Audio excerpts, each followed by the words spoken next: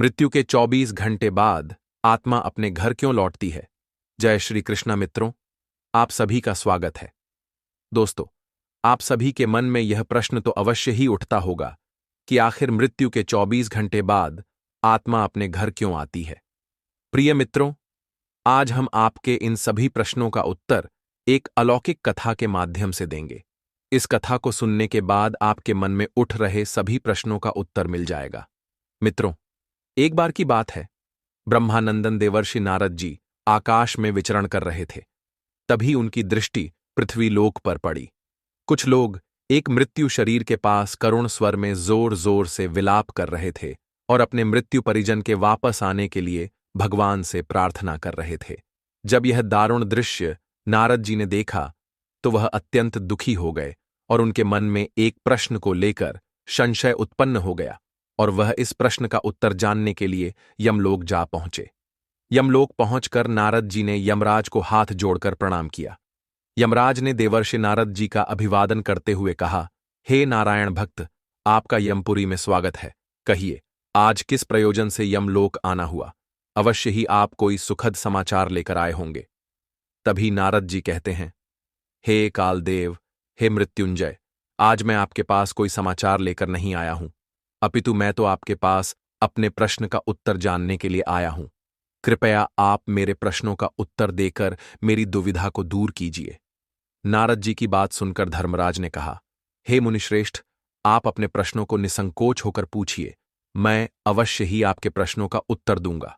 तभी देवर्षि नारद जी प्रश्न पूछते हुए कहते हैं, हे धर्मराज, मेरा पहला प्रश्न यह है कि क्या मनुष्य को मृत्यु से पहले कोई संकेत मिलता है? और मेरा दूसरा प्रश्न है कि मृत्यु के 24 घंटे बाद आत्मा अपने घर क्यों लौटती है? मित्रों, नारद जी के यह दोनों प्रश्न सुनकर धर्मराज ने कहा, हे मुनिश्रेष्ठ, आज आपने मानव हित के कल्याण के लिए अत्यंत ही महत्वपूर्ण प्रश्न किया है। इस प्रश्न के उत्तर में समस्त मानव जाति का और समस्त संसार का कल्याण छिपा है।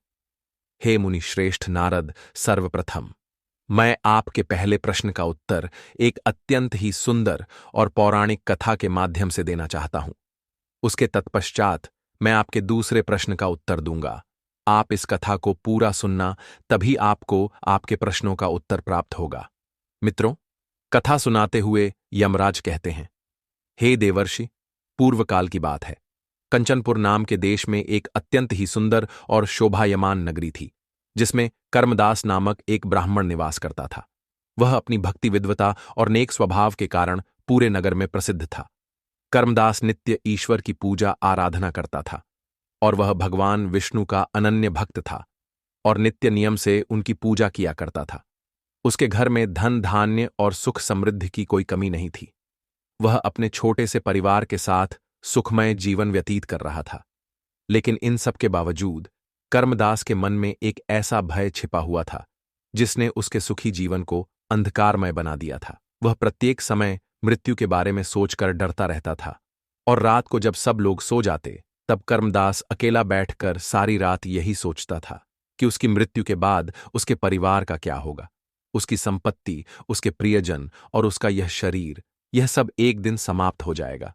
उसका यह भय दिन प्रतिदिन बढ़ता गया। उसे रातों में नींद नहीं आती थी। मृत्यु के भय से चिंतित होकर उसने भोजन करना भी छोड़ दिया था। उसका मन किसी भी चीज में नहीं लगता था, मानो मृत्यु के भय ने उसके सुखमय जीवन में काल ग्रहण लगा दिया हो।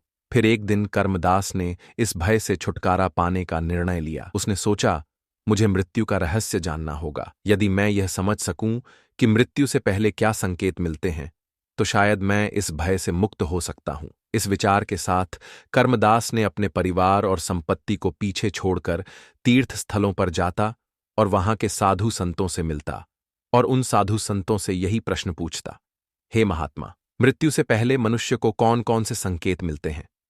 कृपया आप मुझे इसका उत्तर बताने की कृपा करें। मित्रों, उसके इस प्रश्न को सुनकर जवाब तो सभी देते थे, लेकिन उस उत्तर को सुनकर उसके मन को संतुष्टि नहीं मिलती थी। फिर एक दिन वह भटकते भटकते एक घने जंगल में पहुंच गया।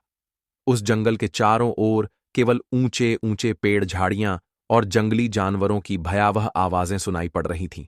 वह चुपचाप जंगल के अंदर चला जा रहा था। तभी उसे जंगल में एक आश्रम दिखाई दिया। आगे यमराज कहते हैं, हे देवर्षि, यह कोई साधारण आश्रम नहीं था।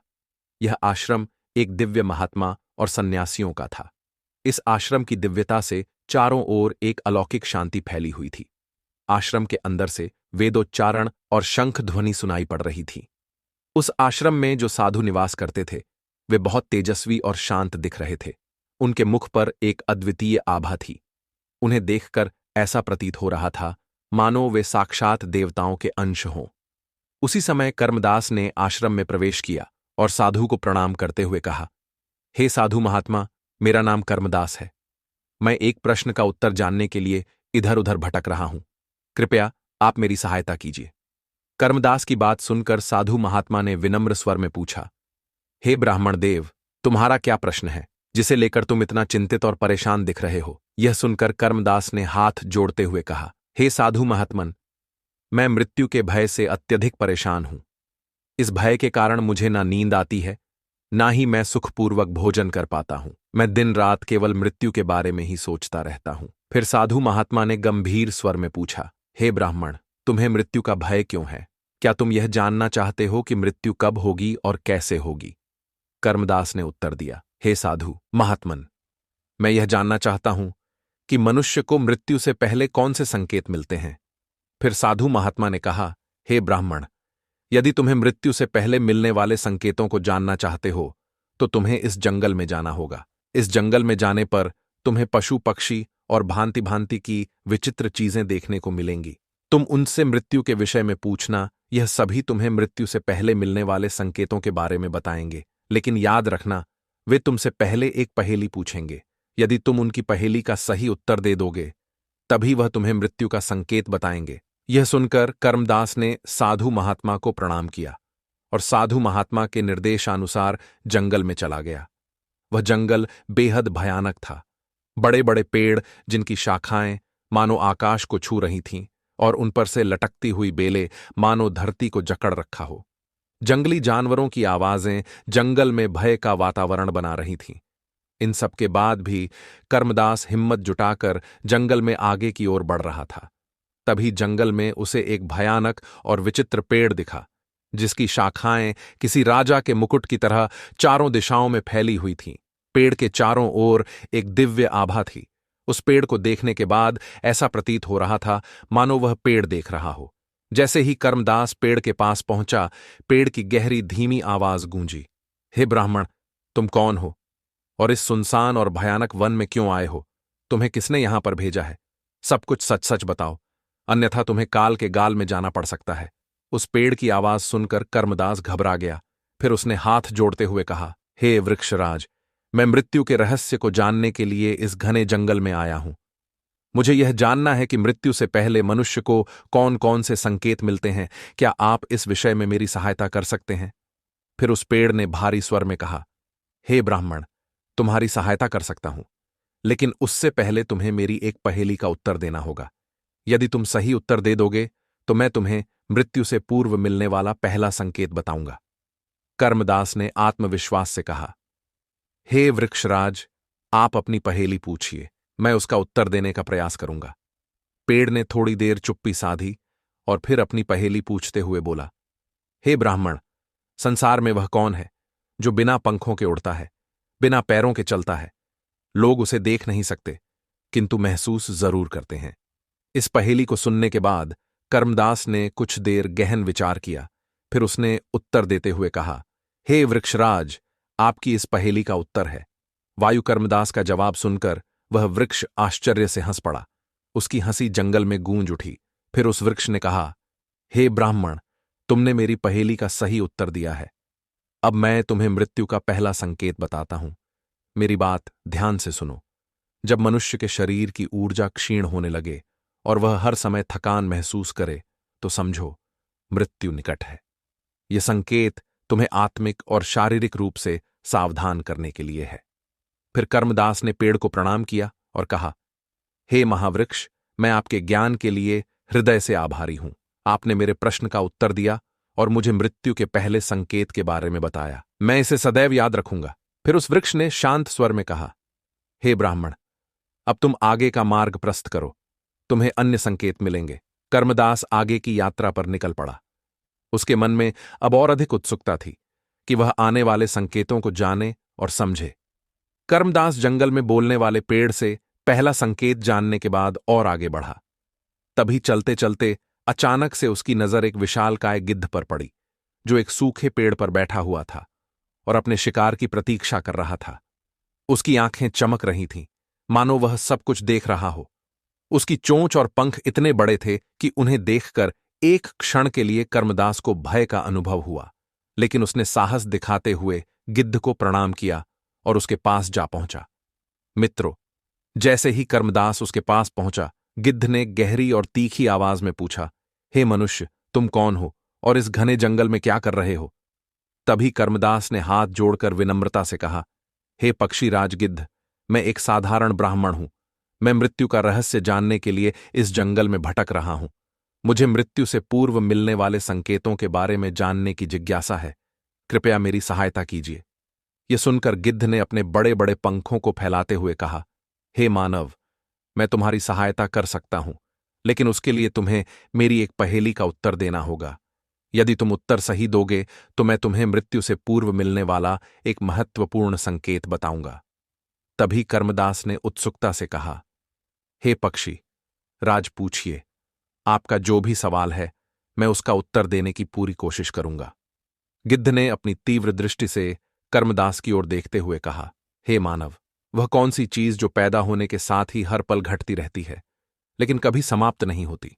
कर्मदास ने थोड़ी देर विचार किया। उसने अपनी यात्रा, समय और जीवन के चक्र के बारे में सोचा। कुछ ही क्षणों बाद उसने उत्तर देते हुए कहा, हे पक्षीराज, इसका उत्तर समय है। समय हर पल कम होता है, उसके बाद भी यह अनंत है और कभी समाप्त नहीं होता। गिद्ध ने मुस्कुराते हुए कहा, हे मानव, तुमने मेरे प्रश्न का सही उत्तर दिया है। आज मैं तुम्हें मृत्यु से पहले मिलने वाला एक अत्यंत ही महत्वपूर्ण संकेत बताता हूं। हे ब्राह्मण, मृत्यु का दूसरा संकेत यह है कि जब व्यक्ति की इंद्रियों की शक्ति क्षीण होने लगे, अर्थात सुनने और देखने की शक्ति कमजोर होने लगे, तो समझो कि मृत्यु निकट है। कर्मदास ने ध्यानपूर्वक गिद्ध की बात को सुना और गिद्ध को प्रणाम करते हुए कहा, हे पक्षीराज, मैं आपके ज्ञान का आभारी हूं। आपने मुझे मृत्यु के दूसरे संकेत के बारे में बताया, जो मेरे लिए अत्यंत महत्वपूर्ण है। गिद्ध ने अपने पंख फड़फड़ाते हुए कहा, हे मनुष्य, याद रखना, जीवन और मृत्यु के बीच संतुलन को समझने के लिए इन संकेतों का ज्ञान आवश्यक है। अब आगे बढ़ो, तुम्हारी यात्रा अब भी पूरी नहीं हुई है। फिर कर्मदास ने गिद्ध का धन्यवाद किया और अपने आगे के मार्ग पर चल पड़ा। उसके मन में अब और अधिक जिज्ञासा थी कि आने वाले संकेत क्या रहस्य खोलेंगे। जंगल की यात्रा उसे हर पल मृत्यु के सत्य के और करीब ले जा रही थी। जंगल का मार्ग अब पहले से भी कठिन हो गया था। झाड़ियों में अजीब सी सरसराहट हो रही थी और वातावरण में गहरी नीरवता थी। चलते चलते कर्मदास की नजर एक गड्ढे पर पड़ी। गधा एक पेड़ की छाया में खड़ा था और उसकी आंखों में एक गहरी शांति झलक रही थी।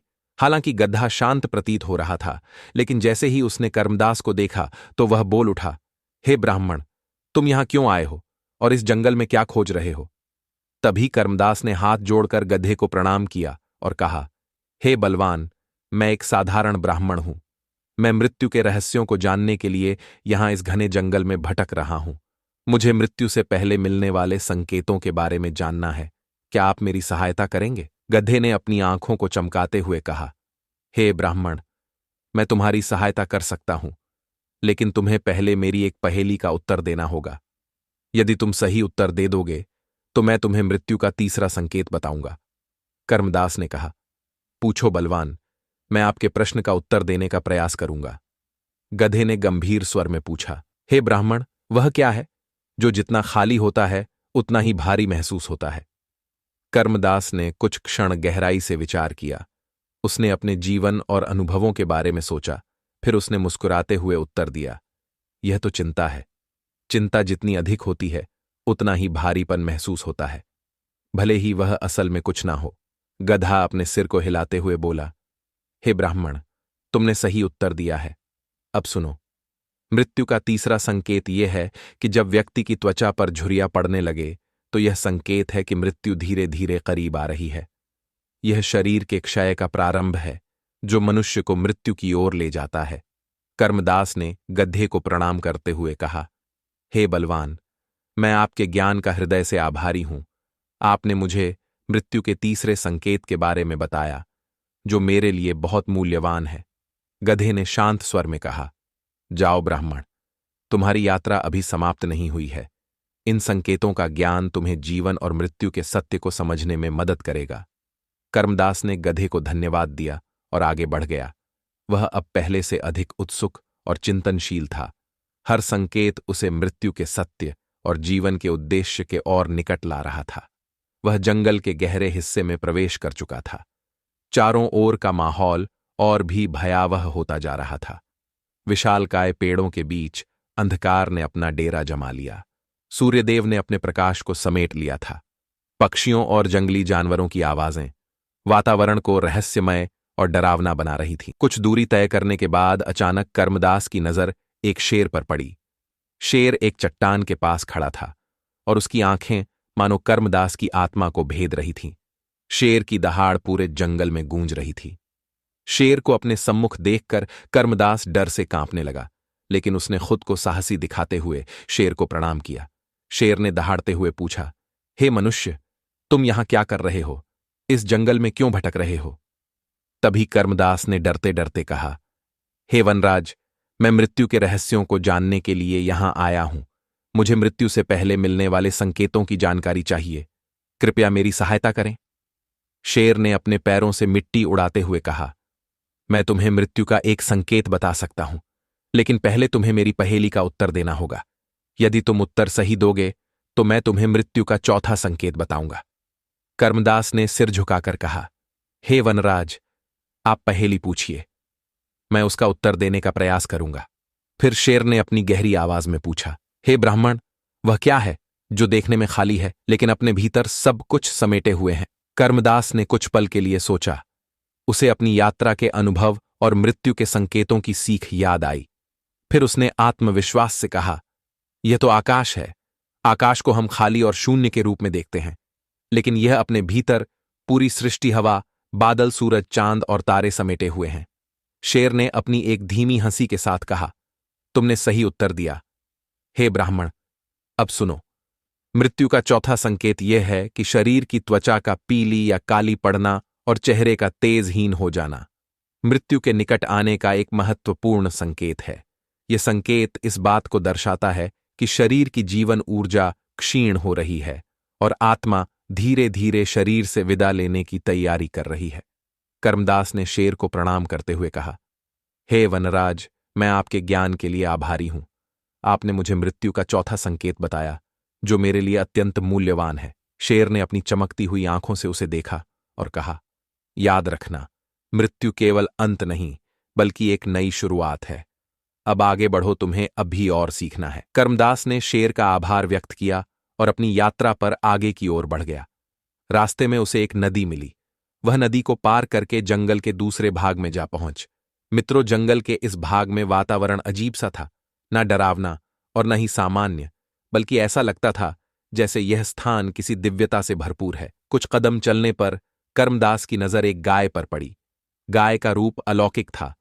उसका शरीर सुनहरी आभा से चमक रहा था और उसकी आंखों में गहरी करुणा झलक रही थी। वह बिल्कुल शांत खड़ी थी, मानो अपने चारों ओर का हर रहस्य जानती हो। कर्मदास ने जब गाय का यह रूप देखा तो वह प्रसन्नता से भाव विभोर हो उठा, मानो उसके मन को एक अद्भुत शांति मिली हो। वह उत्सुकता से गाय के पास गया और प्रणाम करते हुए बोला, हे गौ माता, मैं मृत्यु के रहस्य को समझने के लिए भटक रहा हूं। मैंने इस जंगल में कई संकेत प्राप्त किए हैं, लेकिन अब मुझे आपसे सहायता चाहिए। क्या आप मुझे मृत्यु से पहले मिलने वाले किसी संकेत के बारे में बता सकती हैं? गाय ने अपने शांत और करुणामय स्वर में कहा, हे ब्राह्मण, मैं तुम्हारी सहायता अवश्य करूंगी, लेकिन पहले मेरी एक पहेली का उत्तर दो। यदि तुम सही उत्तर दोगे तो मैं तुम्हें मृत्यु का 5वां संकेत बताऊंगी। कर्मदास ने तुरंत कहा, हे गौ माता, आप पहेली पूछिए, मैं उत्तर देने के लिए पूरी कोशिश करूंगा। गाय ने अपनी आंखों को झपकाते हुए पूछा, हे ब्राह्मण देव, वह कौन सा अमृत है जो बिना पिए ही जीवन को बनाए रखता है और बिना देखे भी हर प्राणी के लिए आवश्यक है? कर्मदास ने थोड़ी देर विचार किया। उसके बाद उसने प्रकृति की ओर देखते हुए कहा, हे माता, यह तो प्राणवायु है। बिना प्राणवायु के कोई भी प्राणी जीवित नहीं रह सकता। यह जीवन का आधार है। गाय ने प्रसन्न होकर सिर हिलाया और कहा, हे ब्राह्मण, तुमने सही उत्तर दिया है। तुम्हारी बुद्धि और एकाग्रता प्रशंसनीय है। अब सुनो। मृत्यु का 5वां संकेत यह है कि जब व्यक्ति का शरीर भोजन के प्रति उदासीन हो जाए और वह खाने का स्वाद ना ले पाए, तो समझो कि मृत्यु का समय निकट है। यह संकेत शरीर और आत्मा के पृथक्करण का प्रारंभ है। कर्मदास ने ध्यानपूर्वक गाय के वचन सुने और उसे प्रणाम करते हुए कहा, हे गौ माता, मैं आपके इस दिव्य ज्ञान के लिए मैं आपका जीवन भर आभारी रहूंगा। आपने मुझे मृत्यु के एक और महत्वपूर्ण संकेत से अवगत कराया। यह मेरे लिए अत्यंत मूल्यवान है। गाय ने ममता भरी मुस्कान के साथ कहा, जाओ ब्राह्मण देव, तुम्हारी यात्रा अभी समाप्त नहीं हुई है। आगे बढ़ो और मृत्यु के सत्य को पूर्णता से समझने का प्रयास करो। याद रखो, ज्ञान और समझ से ही जीवन और मृत्यु के चक्र को स्वीकार करना संभव है। कर्मदास ने गाय को धन्यवाद दिया और अपनी यात्रा पर आगे बढ़ गया। मित्रों, उसके मन में अब और अधिक उत्सुकता थी। हर संकेत उसे जीवन और मृत्यु के बीच छिपे गहरे रहस्यों को समझने के लिए प्रेरित कर रहा था। थोड़ी देर चलने के बाद कर्मदास की नजर एक सुंदर हंस के जोड़े पर पड़ी जो एक सरोवर में क्रीड़ा कर रहे थे। हंसों को देखकर कर्मदास ने अपने पैरों को रोक लिया और उन्हें हंसों को प्रणाम करते हुए बोला, हे स्वान, क्या आप मेरी मदद कर सकते हैं? मैं मृत्यु से पहले मिलने वाले संकेत के बारे में जानना चाहता हूं। तभी हंस का जोड़ा सरोवर के किनारे आया और विनम्र स्वर में बोला, हे भले मानस, मैं तुम्हारी सहायता कर सकता हूं, लेकिन उसके लिए तुम्हें मेरी एक पहेली का उत्तर देना होगा। यदि तुम सही उत्तर दोगे तो मैं तुम्हें मृत्यु का 6ठा संकेत बताऊंगा। कर्मदास ने उत्सुकता से कहा, हे स्वान, आप पहेली पूछिए, मैं उत्तर देने का प्रयास करूंगा। तभी हंस ने तीव्र स्वर में पूछा, हे भले मानस, वह कौन सी चीज है जो हमेशा दूसरों की नकल करती है लेकिन खुद कभी मौलिक नहीं होती? कर्मदास ने कुछ पल के लिए विचार किया। उसने पेड़ों के नीचे फैली हुई छाया पर ध्यान दिया और मुस्कुराते हुए उत्तर दिया, हे स्वान, इसका जवाब छाया है। छाया हमेशा दूसरों की नकल करती है लेकिन उसकी अपनी कोई पहचान नहीं होती। यह सुनकर स्वान बहुत प्रसन्न हुआ और उसने कहा, हे मानस, मैं तुम्हारी बुद्धि और ज्ञान की प्रशंसा करता हूं। अब सुनो। मृत्यु का 6ठा संकेत यह है कि जब व्यक्ति के सपने डरावने और विचित्र होने लगे और वह गहरी और शांत नींद ना ले पाए, तो समझो मृत्यु निकट है। सपने आत्मा की चेतना के संकेत होते हैं और उनका विचलित होना मृत्यु के आगमन का सूचक है। कर्मदास ने स्वान को प्रणाम करते हुए कहा, हे स्वान, मैं आपके इस ज्ञान के लिए आपका हृदय से आभारी हूं। आपने मुझे एक और महत्वपूर्ण संकेत से अवगत कराया है। फिर स्वान ने कहा, हे मानस, ये बात याद रखना, मृत्यु जीवन का अंत नहीं बल्कि आत्मा की यात्रा का एक और चरण है। अब आगे बढ़ो, तुम्हारी यात्रा अभी समाप्त नहीं हुई है। कर्मदास ने हंस का धन्यवाद किया और अपनी यात्रा जारी रखी। उसके मन में अब और अधिक जिज्ञासा उत्पन्न हो चुकी थी। हर संकेत उसे मृत्यु के रहस्यों को समझने के लिए प्रेरित कर रहा था और उसे आत्मा और जीवन के सत्य के और करीब ला रहा था। जंगल अब और भी शांत और रहस्यमय हो चुका था। पक्षियों की आवाजें कम हो गई थीं। हवा में एक अजीब सी गंभीरता थी।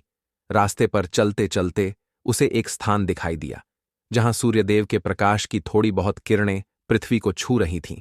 इसी शांत और सुंदर वातावरण में उसकी नजर एक हाथी पर पड़ी। हाथी को देखकर उसे ऐसा प्रतीत हुआ मानो वह जंगल के सभी रहस्यों को जानता हो। उसकी आंखें चमक रही थीं और उसकी चाल में एक अपार आत्मविश्वास झलक रही थी। वह अत्यंत सुंदर और शांत दिखाई दे रहा था, मानो यह जंगल का कोई रक्षक हो।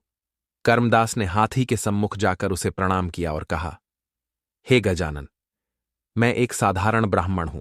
मैं मृत्यु के रहस्यों को जानने और समझने के लिए यहां आया हूं। मैंने अब तक कई संकेत प्राप्त किए हैं और अब आपसे सहायता की अपेक्षा करता हूं। कृपया मुझे मृत्यु से पहले मिलने वाले संकेत के बारे में बताइए। हाथी ने गंभीर स्वर में कहा, हे ब्राह्मण, मैं तुम्हारी सहायता कर सकता हूं, लेकिन तुम्हें मेरी एक पहेली का उत्तर देना होगा। यदि तुम सही उत्तर दोगे तो मैं तुम्हें मृत्यु का 7वां और अंतिम संकेत बताऊंगा। कर्मदास ने कहा, हे गजानन, मैं आपके प्रश्न का उत्तर देने की पूरी कोशिश करूंगा। कृपया आप पहेली पूछिए। हाथी ने अपनी सूंड को ऊपर की ओर करते हुए पूछा। हे ब्राह्मण, वह कौन सी चीज है जो बिना किसी रोक टोक के चलती रहती है, लेकिन जिसका अंत हर किसी के लिए निश्चित है? कर्मदास ने इस पहेली का सरलता से उत्तर देते हुए कहा, हे गजानन, यह जीवन है। जीवन हमेशा चलता रहता है, लेकिन अंत हर किसी के लिए निश्चित है।